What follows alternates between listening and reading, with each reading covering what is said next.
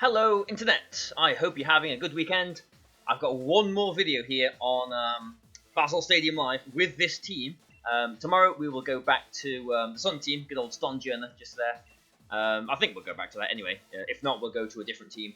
But we are definitely going to be using that Sun team on Master Ball at some point, just because we haven't yet, basically. Here we go. An opponent. T. Is it Mr. T or Mrs. T? Alright, so, why do I speak sometimes?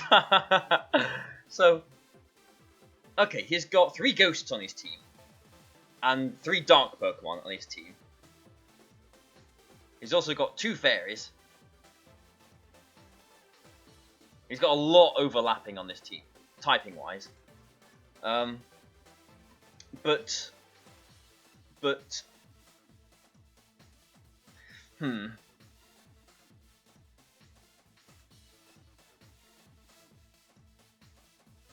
how do we go about this? Now, I've been using Excadrill on my Sun team because I know it's good against Dragapult.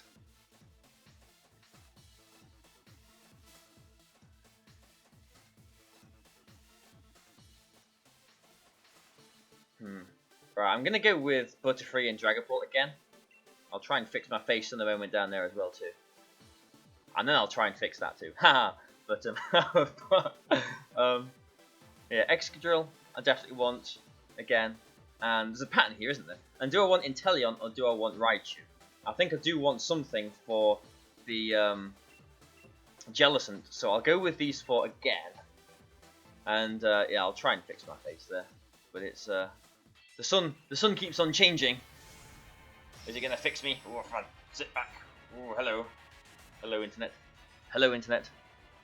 Yeah, that worked. Just need to rock backwards and forwards.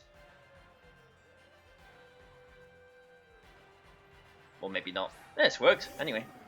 Okay, so there's a thing and there's a thing there. Not a lead I was expecting, to be completely honest.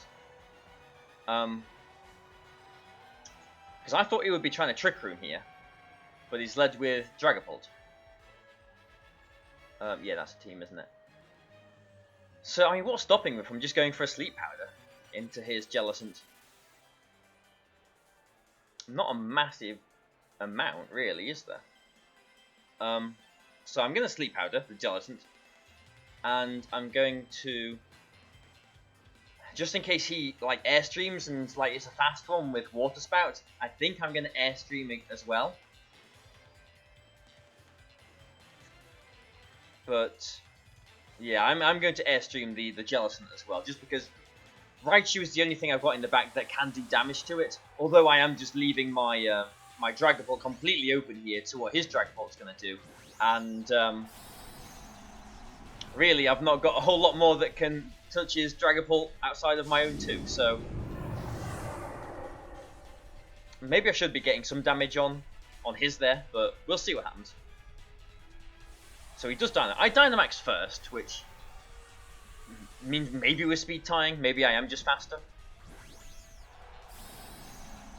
Yeah, it is his Dragapult that's doing the thing. If it is a slower Dragapult, like if it's not max speed, then my Butterfree will outspeed it at +1, but you have to expect that they're all max speed. So my Dragapult goes first there. That does a lot of damage to Jellicent. Is that like a timid, fast Water Spout Jellicent? Yeah, he's Airstreaming into my Butterfree, I presume.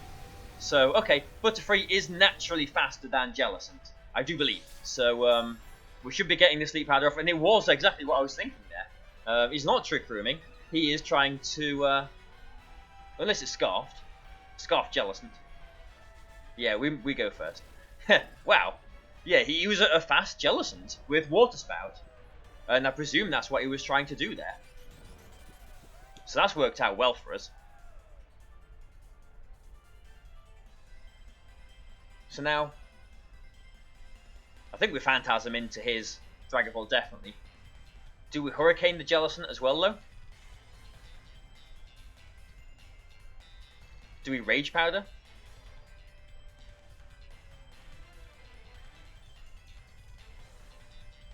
Because I'm not sure a Max Phantasm will get his Dragapult.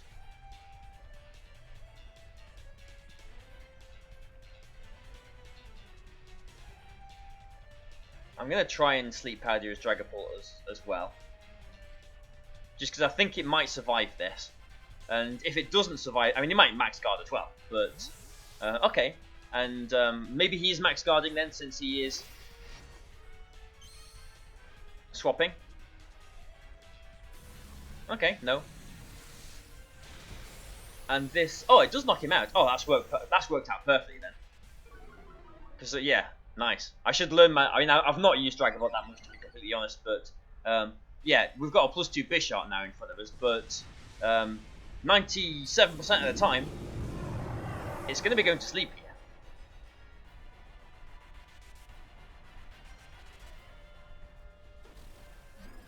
Is it a Lumberry?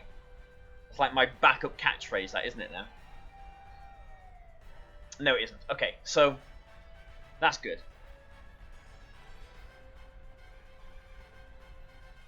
Jellicent can wake up. He brings in the Tyranitar though, so he is breaking my Sash.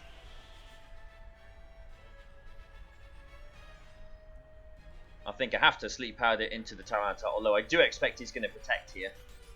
And maybe, actually, I just go for another attack into this Bisharp to break its Sash, because then I've got Excadrill in the back. And Butterfree, like, it's going to be going down to the sand anyway here. I'm just thinking if I Wormwind, yeah, I'm lowering the attack on Tyranitar, but I don't want a +4 Bisharp, because then a Sucker Punch probably will knock out my Excadrill if he's at +4. So yeah, I mean that was a fair enough move. But I don't mind that. Bisharp takes its guaranteed turn. Airstream almost does half to it, so I think that probably is like a Sash, just 252, 252 spread.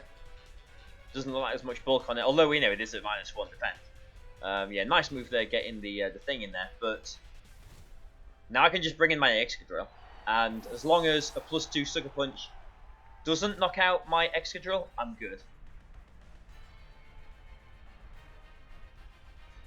So, 1, he needs a first turn Wake. 2, he needs to have a Life Orb. Or 3, he could get a critical hit. But more importantly, he needs the first turn Wake. That is what he needs more than anything else. So we have to Earthquake here, even though I know we've got Dragapult now right next to us. So I guess we'll Protect here.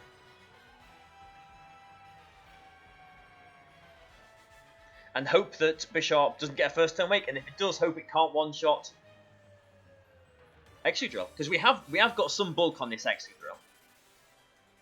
He does wake up, and he protects. Okay, that could have been worse, but it could have been much better too.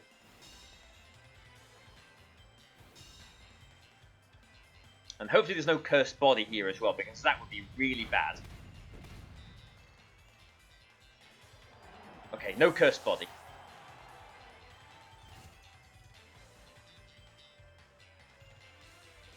This game isn't over.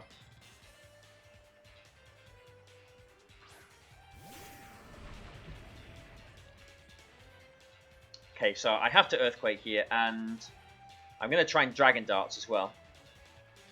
Just because that does more damage to Tyranitar. But he basically needs his Sucker Punch to one-shot my Excadrill, which I think it needs to. I think it's not banded because it's just protected. I'm pretty sure it is a Sash, but I mean Life Orb is a viable option on it too. If it's Life Orb, it probably will get my Excadrill. Oh, it got my Excadrill. It's not Life Orb. Oh dear, oh dear, oh dear. Well, I think I've just lost the game then. I was fairly sure that it's a bit like that Bronzong earlier on in the week in my Dragapult. I was fairly sure that my Excadrill was going to survive that. That's a shame. That is a shame. I mean, he got the first turn wake as well. Without him getting the first turn wake, he wouldn't have had a chance of doing that. So yeah, we'll just forfeit the game now and just get into the last one then. Okay, I'm actually just going to look up my Excadrill spread and see what the roll is on that. Because yeah, we have got some bulk here. Yep, calculator. And in the meantime, we'll start searching for another battle as well. That's a shame. Without that first turn wake, we would have been in the top 100 again.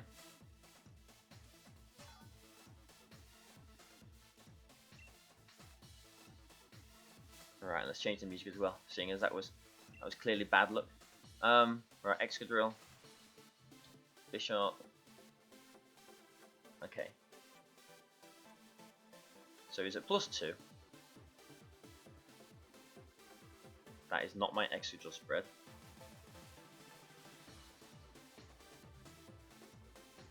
That is my Excadrill spread. Okay, so it was a roll. So assuming he was adamant and his +2, he had a 69% chance to one-shot my Excadrill there. Okay, if he was Jolly, which I kind of would have expected, he would have had a 12% chance to one-shot my Excadrill there. So that was either a really bad roll or a roll that was in his favour, I guess. But either way, I mean, that's something that maybe I would EV my Excadrill for in the future, maybe not, because yeah, it was a first turn wake that allowed him to get that. But oh well, we can't complain. I mean, we was in such a dominant position that game as well. Like, we really was in such a dominant position. If I'd expected this to come in, okay, let's get into this. I'm just thinking, could I have done anything with my Dragapult? Could I have maybe Phantom Forced into it as well? We would have had to have relied on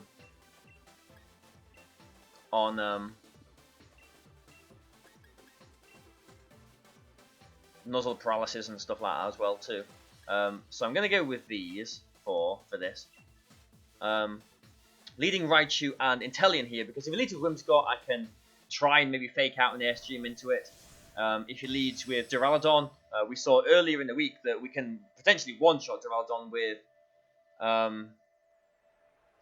the Max Mud Shot. The Max Quake. It is Conkeldurr. So Conkeldurr is one thing that I do struggle with this team.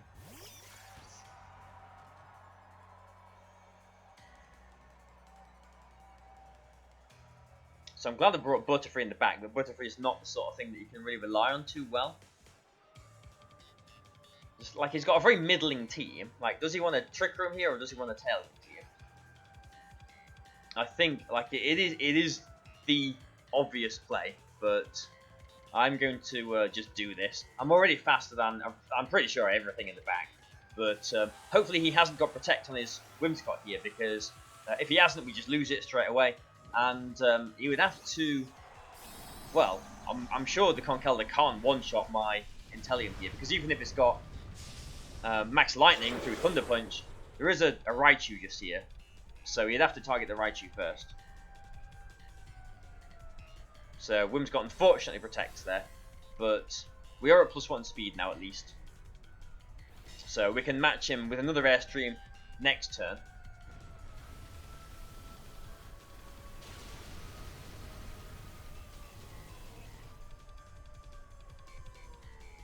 Oh, it's just always so frustrating. Like, that's the thing, especially with like the gravity teams that I used as well too. It's just frustrating when you're like, oh, if they didn't get the first turn wake, we would have won the game and everything. But you know, it's 33% is not. It's not a tiny percentage.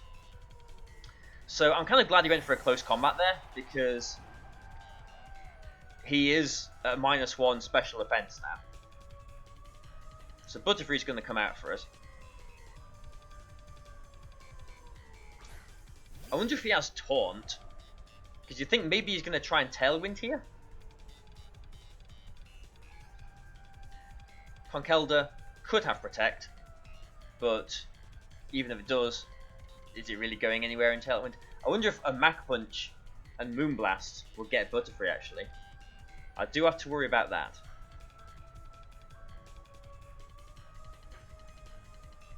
Yeah, I do have to worry about that, don't I?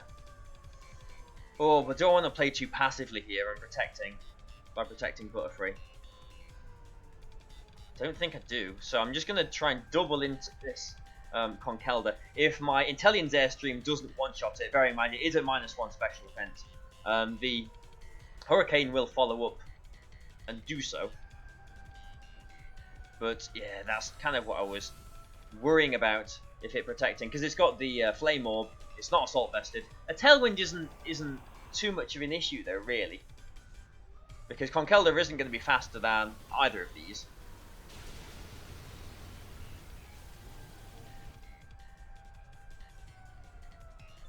But I do again just have to worry about like a Mach Punch and a Moonblast into Butterfree.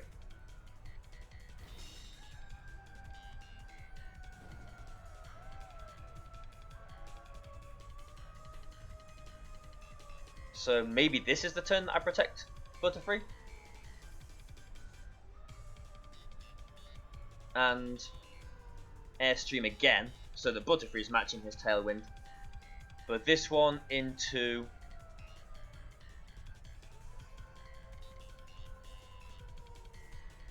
Whimsicott, I think. Oh, okay. Okay. Well, Inteleon is going to be faster than his Arcanine now. Whimsicott protects. Is this going to be beat up? So that's a little bit frustrating. I could have got either an Airstream or a Hurricane into his Conkelda there. I was too worried about... Yeah, I was really too worried about Mach Punch and Moonblast. Now, he hasn't Dynamaxed here. I think this might be the turn he Dynamaxes his Arcanine, and he could beat up with his Whimsicott. So I'm going to try and Sleep Powder the Arcanine, and I'm not used to this whole information bit business. It's got 2 more turns of Tailwind left, so I don't have to attack the Whimsicott this turn. So I'm just going to go for a Snipe Shot into Arcanine, seeing as I'm faster this turn. Ooh, okay. Well, I don't mind that. Conkelda's coming out. And he's not Dynamaxing his Arcanine either. Okay, unfortunately that doesn't take it down. Because it's a bulkier one, Butterfree might be faster. It's not though.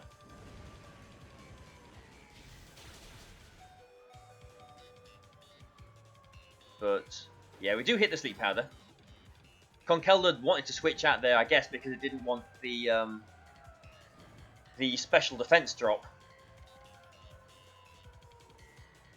But again, he could Mach Punch.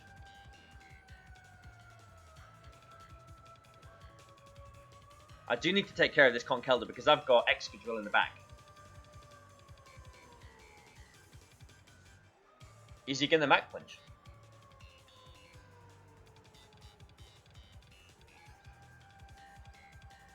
And if... Because if he could Dynamax his Conkelda here. Alright, this is the turn he's going to Mach Punch me. If he Dynamaxes and attacks into my Inteleon here, then that wouldn't be good. But he does Mach Punch this turn, and it's into the Inteleon. That does a lot of damage. I hope this knocks out his Conkelda. It does, thankfully. Wow, okay. So, again, Butterfree could have got an attack off there onto the Arcanine. His Tailwind's gone, but because he saved his Whimsicott, he can bring it back in. Inteleon is at +3 speed, though. Butterfree's at +2. So, whatever happens, Inteleon is going to be faster than both of these, even in Tailwind. But if he does Tailwind, he's losing his Whimsicott to a Hurricane. And if he... Yeah, and he's only got one thing in the back now, which is going to have to Dynamax.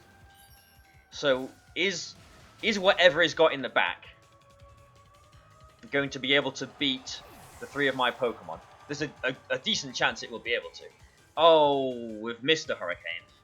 We've gone all week without missing moves, and this might have just cost us. Because it's Togekiss in the back. We've got Excadrill. We've got Excadrill in the back. Oh dear. Okay. That is frustrating. That is frustrating. Rage Powder doesn't affect Whimsicott.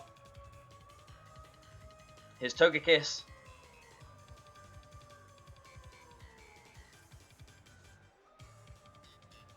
Right, I'm gonna not protect. I'm gonna try and Ice Beam the Whimsicott and try and put the Togekiss to sleep. So Togekiss has to Mega Evolve. My Inteleon should be faster. Should be able to get an Ice Beam off onto his Whimsicott and knock it out. And then if he targets my Butterfree, he's targeting Butterfree. I've still got my Inteleon. If he targets my Inteleon, his Togekiss is going to sleep. So I need him to not protect his Whimsicott here, which he doesn't. So without the Hurricane miss, this Ice Beam would have been into his Togekiss there. And he is a timid Togekiss. And it looks like he might have the Scope Lens. So now we just need to worry about, is he Weakness Policy? And has he got Max Flare? Well, he got a critical hit there, so maybe he could be Scope Lens, like I just said, but do I want to bank on that? There's nothing else on his team that looks like it would enjoy Weakness Policy. And again, does he call me protecting the Excadrill and attack the Inteleon? Because he's still got 2 more turns of Tailwind here.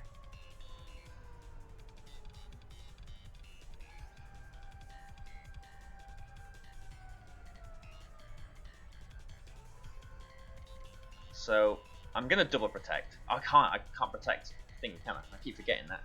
Alright, I'm just gonna Iron Head and Ice Beam.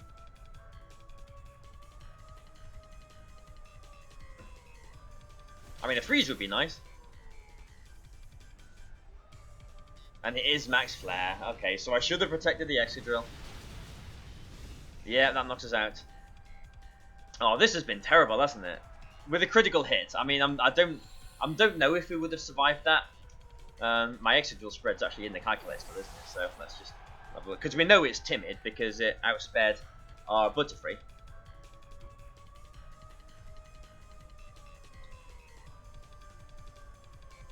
So, I think it probably would have knocked out my my Excadrill, but we need a freeze.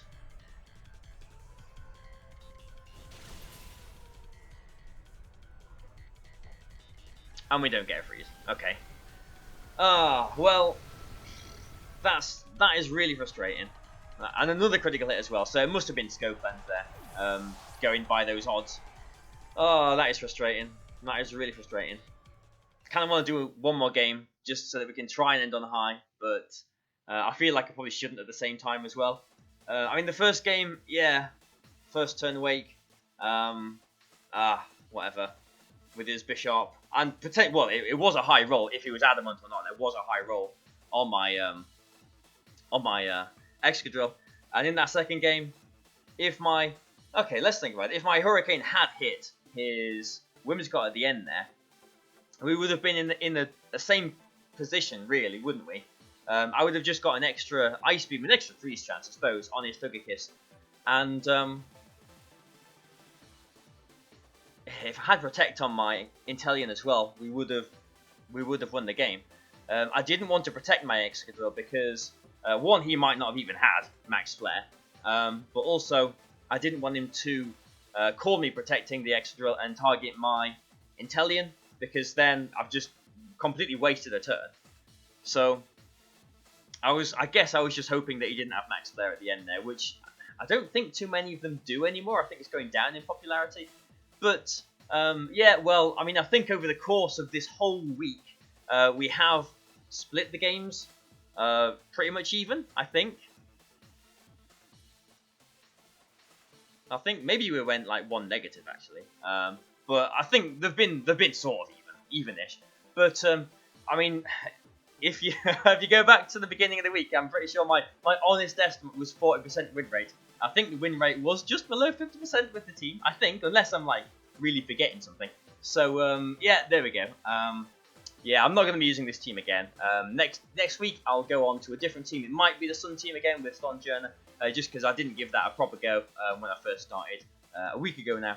So you have to wait and see. But I will see you tomorrow, guys. And you know, again, please like and share and do all the rest of it. But I will see you then. So goodbye for now.